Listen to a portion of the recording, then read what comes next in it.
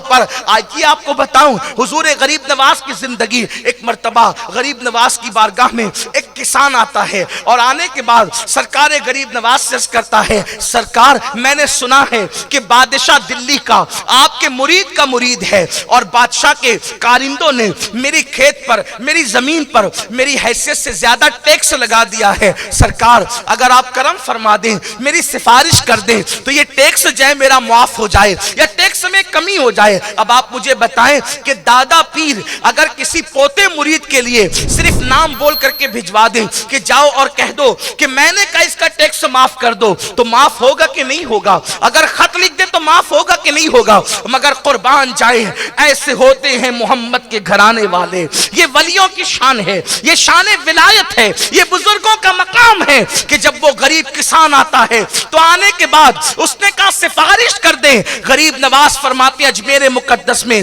کہ چلو میں تمہارے ساتھ خود چلوں گا، میں تمہارے ساتھ خود چلوں گا۔ اور سرکار غریب نواز ایک غریب کسان کی خاطر اجمیر شریف سے دلی کا سفر طے کرتے ہیں۔ اور جب دلی پہنچنے والے ہوتے ہیں آپ کے پہنچنے سے پہلے دلی والوں کو پتا چل گیا کہ غریب نواز آ رہے ہیں۔ اللہ اکبر۔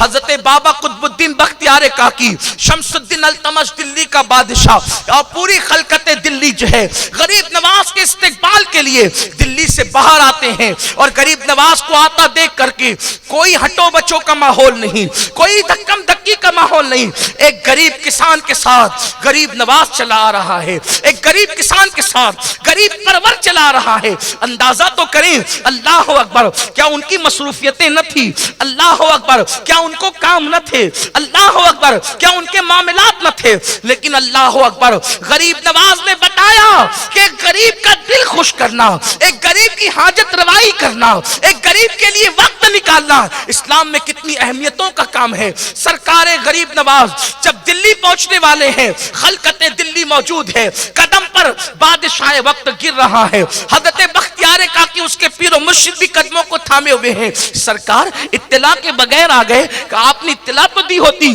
غریب نواز نے بڑی سادگی سے کہا مجھے ایک کام تھا بادشاہ سے، اس لیے میں نے سوچا کہ حاضر ہو جاؤں۔ کہا حضور آپ کو کیا کام ہو سکتا ہے؟ آپ اشارہ کر دیتے، خط لکھ دیتے، کہ کارندہ بھیج دیتے۔ سرکار غریب نواز فرماتے ہیں یقیناً کارندہ بھیجنے پر، خط بھیجنے پر اس شخص کا کام ہو سکتا تھا، مگر قدم قدم پر جو غریب کا دل خوش ہو رہا تھا وہ نیکی معین الدین کب پاتا؟ خط بھیجنے سے بھی کام ہو جاتا، لیکن ہر قدم پر جو غریب کا دل خوش ہو رہا تھا اللہ اکبر اس کی معین الدین کو کب نصیب ہوتی؟